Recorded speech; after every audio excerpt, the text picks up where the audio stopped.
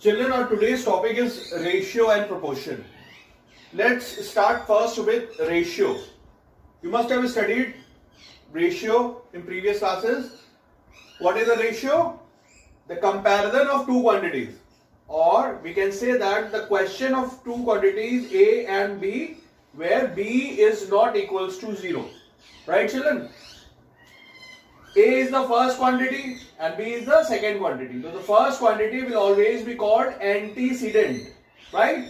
And the second quantity will always be called consequent, right, children?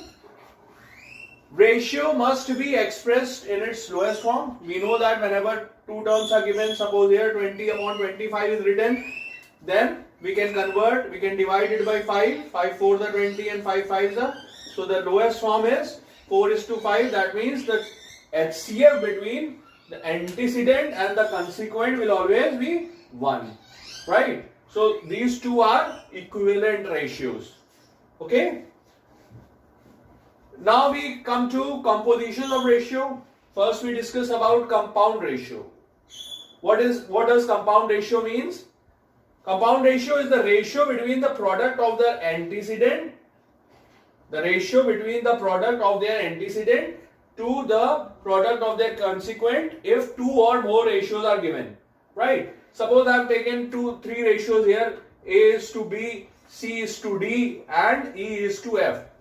Three ratios are given and you have to calculate the compound ratio of these three ratios, right? So the compound ratio will be the product of the antecedent. Antecedent is the first quantity, children, and consequent is the second quantity. So the product of antecedent will be A into C into E, because the first quantities of every ratio are A, C and E, right? And the product of the consequent is B, D and F. Right, children? So this is what compound ratio is. Note down.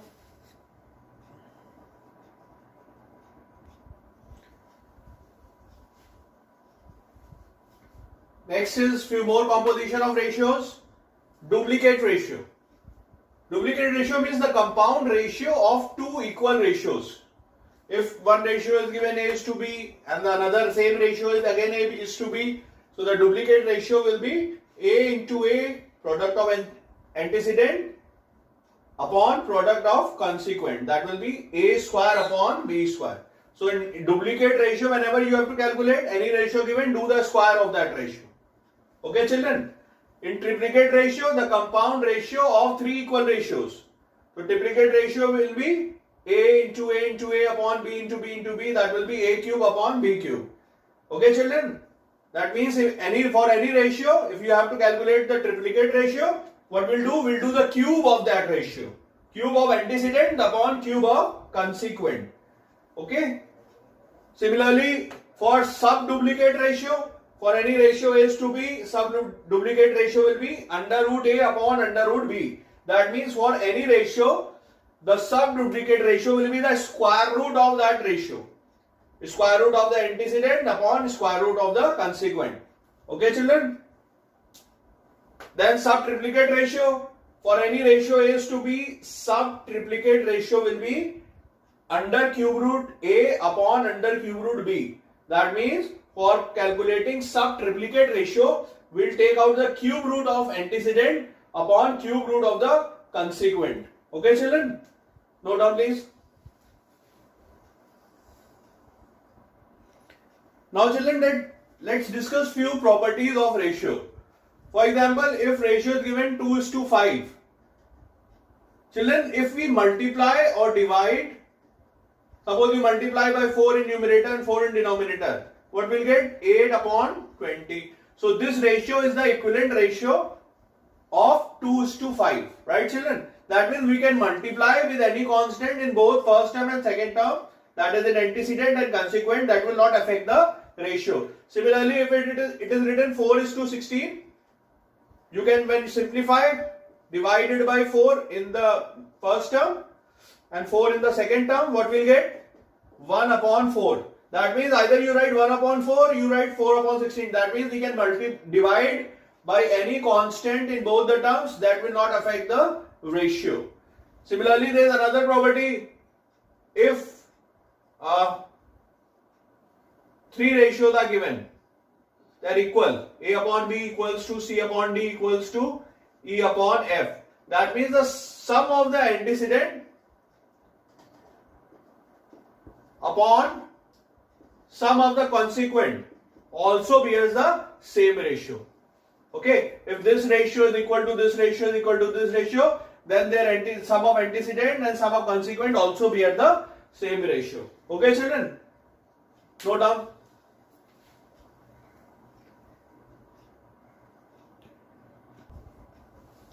Children, let's do few sums. Suppose it is given if A is to B is 5 is to 3, find 5A minus 3B upon 5A plus 3B. Let's see how we solve this. There are basically three methods to solve. I'm just picking one method. It is written A upon B equals to 5 by 3. That means if A is, let M be any constant. We know that we can multiply or divide by any constant to the ratio, that will not affect the ratio. We say that if A equals to 5M, then B equals to 3M. Now we got the value of A and B in terms of M. We have to calculate the value of 5A minus 3B upon 5A plus 3B. So what we'll do, we'll substitute the value of A and B here. What we'll get? 5 into 5M minus 3 into 3M. Okay, children? Upon 5 into 5M, we have plus here, plus 3 into 3M. Right, children? Now what we'll get? 25M minus 9M upon 25M plus 9M. When you subtract 25 minus 9, what will get? 16. 25 plus 9, 34 M. So this M you can now cancel, and 16 is divisible by 2, 2 8s are, and 2 17s are 34. So the required value will be 8 upon 17. Right, children? Note down. Let's see another sum. Divide 1290 into A, B and C such that A is 2 by 5 of B and B is to C is given 4 is to 3. So the ratio we have B and C is 4 is to 3. Again what we'll do? We'll assume that let K be any constant.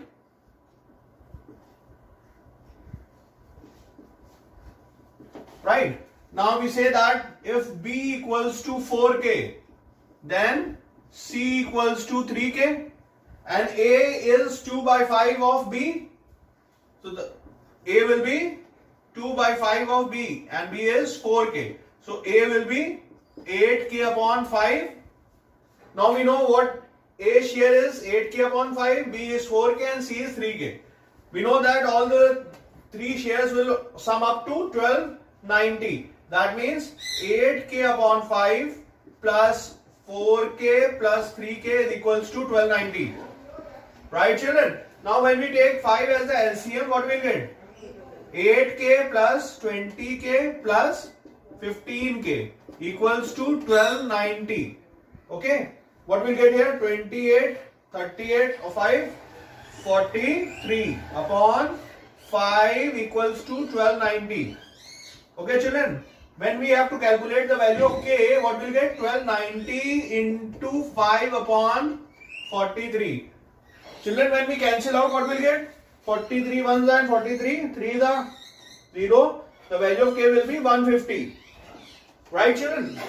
We got the value of K. That means A's share will be 8K by 5.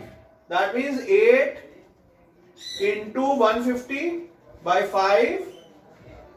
3 is a, so the A share will be rupees 240. B share if you have to calculate. B share is 4K, that means 4 into 150, that will be rupees 600. C's share if you have to calculate, and C has 3K value. Value of K is 150. 3 into 150, what will get, children? 450. That means now we have divided 1290 into 3 parts. First part is 240, 600 and 450. Okay children, if you have to cross check, add these 3 parts, you will get 1290. Right? Note down please. Let's see another sum children. It is written if A is to B is 3 is to 4 and B is to C is 6 is to 7, find A is to B is to C, first part, and another is find A is to C.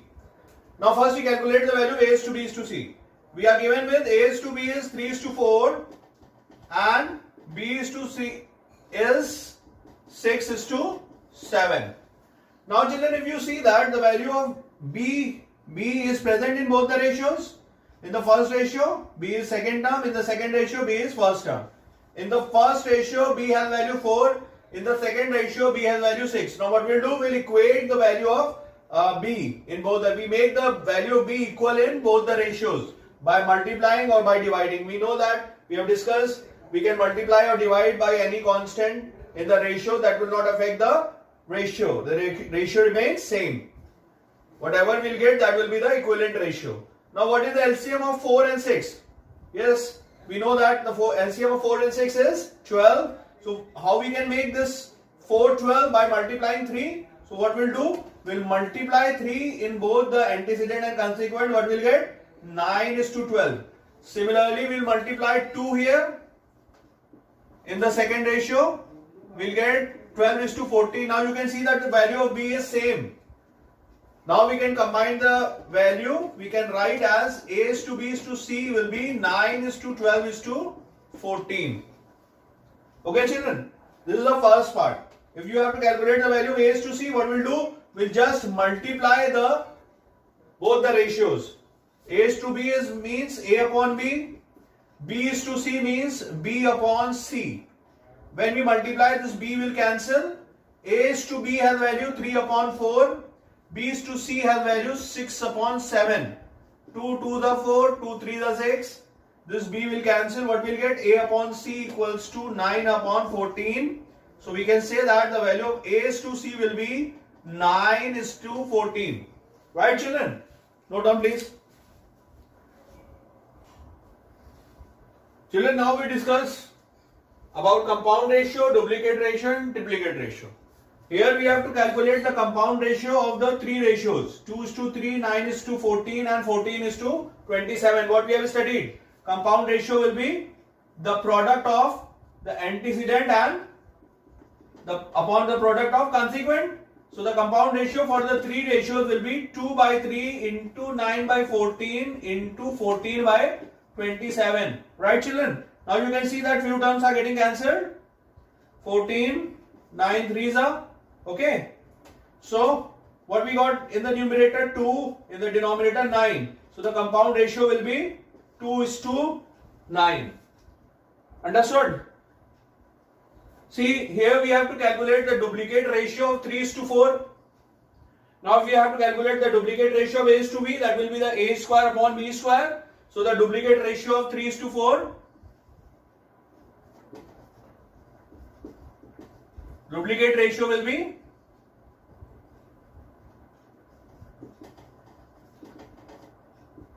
3 square upon 4 square. That will be 9 upon 16 or 9 is to 16.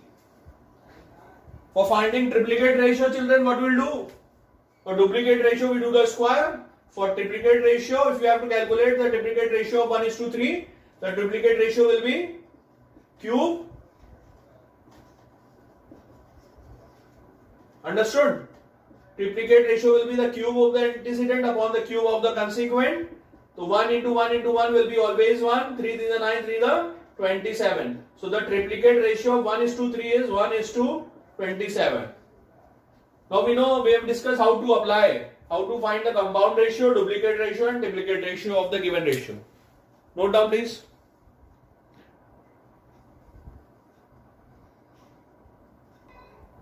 Now children, we will be calculating sub-duplicate ratio of 9 is to 16, sub-triplicate ratio of 64 is to 27 and reciprocal ratio of 5 is to 8. Let's see first sub-duplicate ratio of 9:16. So in subduplicate ratio, what we'll do? We'll take the square root. So subduplicate ratio of 9:16 will be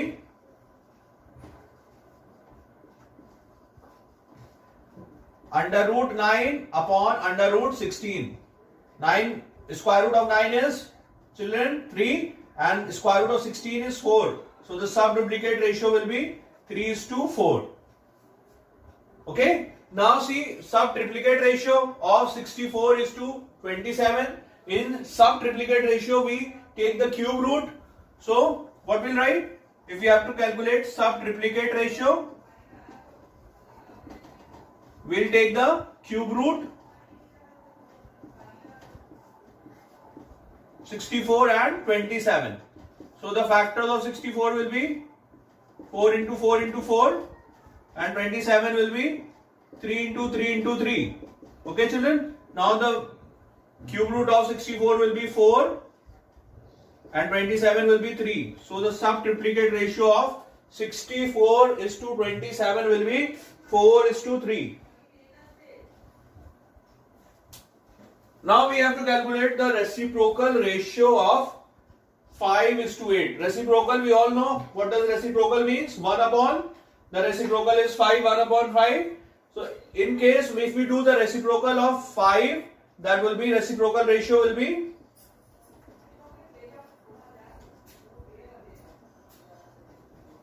1 upon 5 is to 1 upon 8.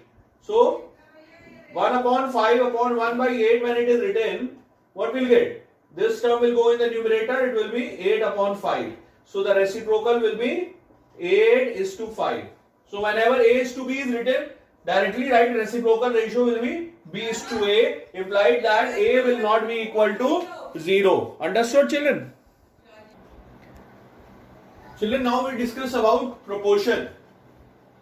So we say that for any 4 non-zero quantities A, B, C and D, any quantities A and B and C and D are said to be in proportion if A is to be the ratio between the first and second is equal to the ratio between the third and fourth. Right? So whenever all these two ratios become equal, the quantities will be in proportion. Proportion can be written as A:B as C:D. The second and third term will be the means. They will be called means and mean values, and the first and fourth term will be called the extremes. So whenever you are given with any 4 quantities and the question is whether to check they are in proportion or not. So if this condition, the quantities follow, that means the product of the means is equal to product of extremes, then the given 4 quantities are in proportion. Right, children? And this fourth quantity D will always be the fourth proportion. Remember. Note down, please. Children, now we discuss continued proportion. So for continued proportion, we say that if 3 non-zero quantities A, B and C will be in continued proportion if the ratio of first and second is equal to the ratio of second and third. That means if this condition is happening, that means the ratio of first and second, second and third, if more quantities are there, third and fourth, fourth and fifth, fifth and sixth and so on. So all of them will be in continued proportion if the ratio is same. Okay, children? This second value will be called as mean proportional, and the third term will be called as the third proportional. Okay, the third value will be the third proportional. If the question is find the third proportional value, that means you have to apply this condition for third and mean proportional both. Right? Note down, please. Okay, children, let's discuss few sums. Here you have to calculate the fourth proportional. The 3 values are given 1.5, 4.5 and 3.5. So we have to calculate the fourth proportional, that means the fourth value of the proportion. So what I have done? I have assumed let the fourth proportional be x. So when the fourth value be x, that means the ratio of first is to second equals to the ratio of second is to third. So when we remove the ratio this ratio what we'll get? 1.5 upon 4.5, 3.5 upon x. We can remove decimal, just like I have done here. We can remove decimal. Both digits have decimal before, one place. So what we'll get? 15 upon 45. 15 1 the 15 and 15 3 the 45. Okay, children? And here 3.5 upon x. Then what we have done? We have cross multiplied the value. X will be cross multiplied to 1 and this 3 will be cross multiplied to 3.5. So when you x into 1 is x and 3.5 into 3 is 10.5. So this 10.5 is the fourth proportional of the given three values. Alright children, let's see another sum. Here two values are given. The question is find the third proportional. Now when third proportional is, you have to calculate. We know that whenever three values are in continued proportion, the third value will be the third proportional, right? So we can say that if the third proportional be x, let the third proportional be x, that means this and this value and this x will be in continued proportion. That means the ratio of first to the second is equal to the ratio of second is to third term. That means 8 by 3 upon 4 equals to 4 upon x. I have simplified it, cross multiply it, and then when you cancel it, you will get the value of x as 6. This means the third proportional value for the given values will be 6. Right children? Note down please.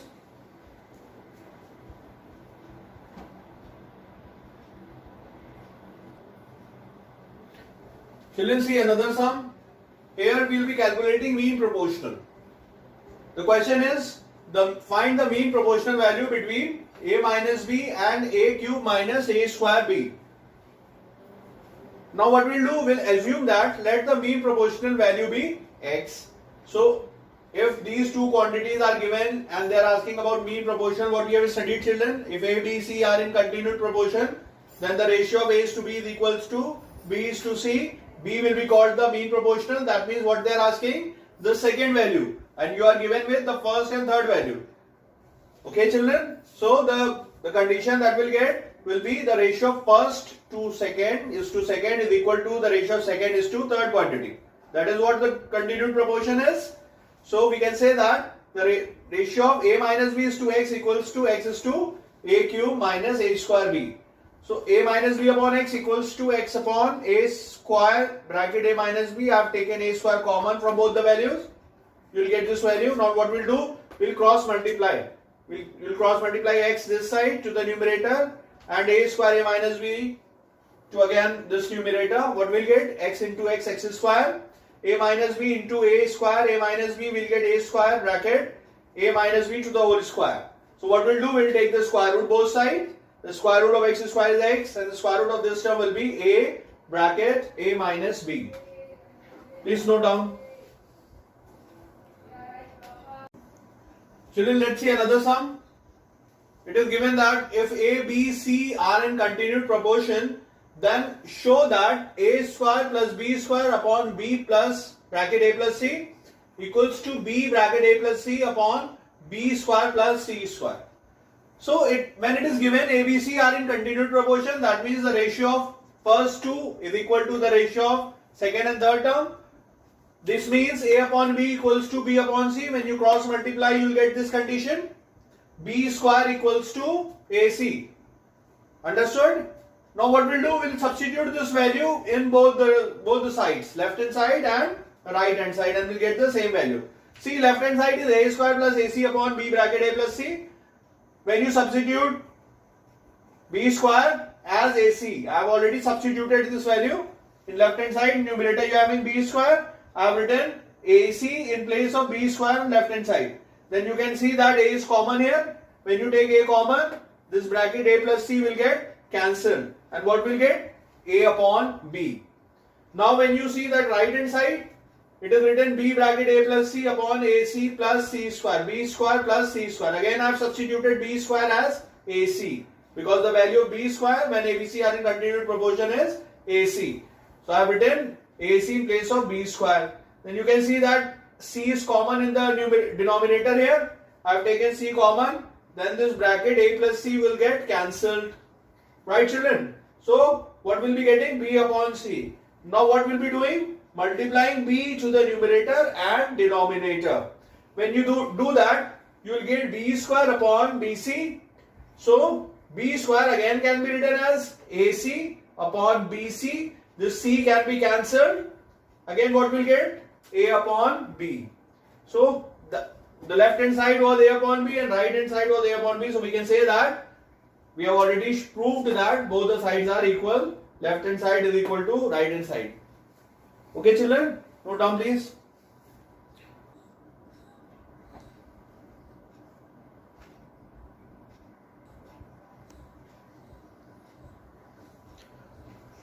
Now children will discuss some properties of proportion. Other proportion can be, if A, B, C are in proportion, the other proportion can be obtained by applying fractional properties. The first property is invertendo. It means that if A, B, C and D are in proportion, that means A is to B as C is to D, we can write as A is to B equals to C is to D. This means that A upon B equals to C upon D. We can reciprocal both sides. So B upon A will be D upon C. We can say that by invertendo, if A, B, C, D are in proportion, that means A is to B equals to C is to D. Then B is to A as also equals to D is to C. Right children? Next is alternando. In alternando, if A, B, C, D are in proportion, that means A upon B equals to C upon D. So we can, when we cross multiply, B here and C here, what we'll get? A upon C equals to B upon D. We can do cross multiplication, right? So what we'll get? A is to B as B is to D, right? So by alternando, if A, B, C, D are in proportion, then A, C, B, D are also in proportion, right children? Next property is componendo. Again, if we say that A, B, C, D are in proportion, that means A is to B equals to C is to D, or A upon B equals to C upon D. We can add or subtract any term, both sides, right? It will not affect the equality. So what we have added? 1 both sides. Then when we take the LCM, what we'll get? A plus B upon B equals to C plus D upon D. So when A, B, C, D are in proportion, then A plus B is to B as C plus D is to D. By componendo, we can say that this will be also another proportion of this proportion, right? Again, next is dividendo. Again, if we say that A, B, C, D are in proportion, A upon B equals to C upon D. Here we have added 1. Now here what we'll do, we'll subtract 1. When we do that, what we'll get? A minus B upon B equals to C minus D upon D. So this proportion will be same as this proportion. When this is written, then you can write this in place of this. This will be same. We can say that A minus B is to B equals to C minus D is to D. So these are 4 properties that we have discussed. Note down please. Now children, we are going to discuss the next property, componendo and dividendo, right? So we say that if A, B, C, D are in proportion. So from componendo we have studied that A plus D upon B equals to C plus D upon D. Okay. And dividendo we have studied A minus B upon B equals to C minus D upon D. We can represent this proportion as A plus B and A minus B as well. Right. So if we assume that this is our first equation and this is our second equation, and when we divide, what we'll say? We divide both the equations. Divide first by second. First equation by second equation. So when we do that, we write the first, this term, A plus B upon B upon A minus B upon B. Similarly, C plus D upon D upon C minus D upon D. Whenever fraction is there in denominator, it will get reciprocal. So it will become B upon A minus B. This B and B will get cancelled. Similarly, D and D will get cancelled. What will get? A plus B upon A minus B is equals to C plus D upon C minus D. So from componendo and dividendo, we can say that if A plus B, A, B, C, D are in proportion, then A plus B upon A minus B is equals to C plus D upon C minus D are also in proportion. Understood children? This is a result by the property componendo and dividendo. Right, children? Note down, please. Children, let's see few application of componendo and dividendo. In this sum, it is given that a upon b equals to c upon d. Then prove that 3a minus 5b upon 3a plus 5b is equals to 3c minus 5d upon 3c plus 5d. Now it is given with a upon b equals to c upon d. Right, children? Now we can multiply with any constant, both sides. It will not affect any change. So 3 upon, I have multiplied 3 by 5, both sides. It will become 3 upon 5b equals to 3c upon 5d. Now I am applying componendo and dividendo, c and d. Applying c and d, what will get? If a upon b, this whole term considered as a, this whole term as b, this whole term as c, and this whole term as d. So it will become a plus b upon a minus b equals to c plus d upon c minus d. So here, when you apply componendo and dividendo, what will get? 3a plus 5b upon 3a minus 5b is equals to 3c plus 5d upon 3c minus 5d. This we have to prove. We have proved that this is equal. Note down, please. Now, children, in this sum, it is given with if x equals to 6ab upon a plus b, find the value of x plus 3a upon x minus 3a plus x plus 3b upon x minus 3b. That means this is given and this we have to calculate the value of the sum of these two quantities. Now, if you pay attention, here 6ab is written. This can be written as 3a plus 2b because we want 3a in the first quantity. So I have written 6ab as 3a into 6b. Cross multiply 3a, what will get? X upon 3a equals to 2b upon a plus b. Right, children? Now when we applying componendo and dividendo, what will get? X plus 3a upon x minus 3a. And when you apply componendo and dividendo here, it will be 2b plus a plus b upon 2b minus a minus b. So what will get here? A plus 3b upon b minus a. Right, children? So this is the value of x plus 3 upon x minus 3a. Now 6ab again can be written as 3b into 2a. Now when you multiply 3b here, you will get x plus 3 x upon 3b equals to 2a upon a plus b. Again applying componendo and dividendo, what will get? X plus 3b upon x minus 3b is equals to 2a plus b upon 2a minus b. Right, children? So 2a plus a will be 3a plus b upon a minus b. That means it got the value of these both quantities. Now when we substitute the values, what will get? X plus 3a upon x minus 3a plus x plus 3b upon x minus 3b. In place of this, when we substitute the values, it will become a plus 3b upon b minus a plus 3a plus b upon a minus b. Now you can see that in the denominator we have b minus a written here and here we have written a minus b. Now if we can take common minus sign common from this denominator, it will also become b minus a. So I have taken minus sign common from this denominator, and when you do that, plus minus will be minus and this denominator will be b minus a as the first term denominator.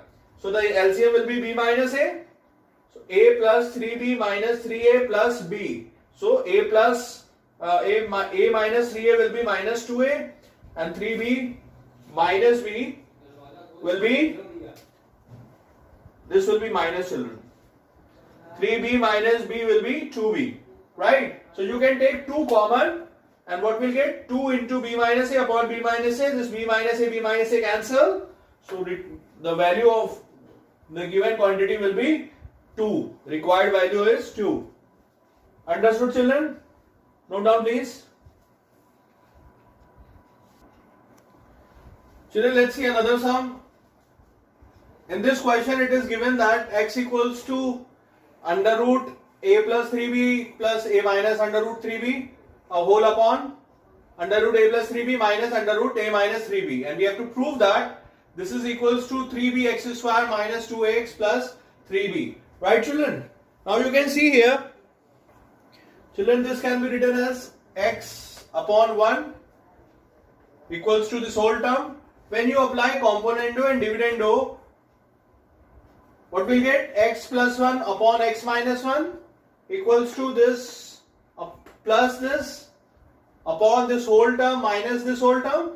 That means under root a plus 3b plus a under root a minus 3b plus under root a plus 3b minus under root a minus 3b whole upon under root a plus 3b plus under root a minus 3b minus under root a plus 3b plus under root a minus 3b. Now you can see that this plus minus will get cancelled. Same here, denominator, this plus and this minus will get cancelled. Then what we'll get? X plus 1 upon x minus 1 equals to, when you add, you will get 2 under root a plus 3b upon 2 under root a minus 3b. Again this 2 will get cancelled. Alright children. Now what we'll do, we have to remove this square root. For removing this square root, we are squaring both sides. When you are squaring both sides, what you will get? X plus 1 to the whole square upon x minus 1 to the whole square equals to a plus 3b upon a minus 3b.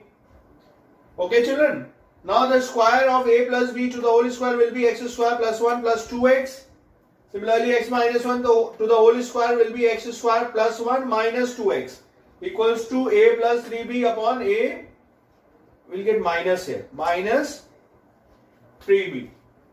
Right children? Again we are applying componendo and dividendo. I have not written, you must write. When you apply componendo and dividendo, what will get? Numerator plus denominator upon numerator minus denominator. You can see when you add, this plus 2x and minus 2x will get cancelled. X square plus x square, 2x square. 1 plus 1, 2 here. And when you subtract these two terms, this x square will get cancelled and plus 1 minus 1 will get cancelled. 2x plus 2x you will get 4x. When you apply c plus d upon c minus d, this 3b will get cancelled. A plus a you will get 2a this side in the numerator, and here a will get cancelled and you will get 6b in the denominator. Now you can see you can take common and cancel out. After taking common and cancelling out, you will get x square plus 1 upon 2x. Similarly 2 1 2, 2 3 6. You will get a upon 3b this side. And when you cross multiply, you will get 3b x square plus 3b. 2x into a will be 2xa. When you transfer this 2xa this side, what you will get? 3bx square minus 2ax plus 3b. That's what we have to prove. 3bx square minus 2x plus 3b equals to 0. And we got the result. Understood children? Note down please.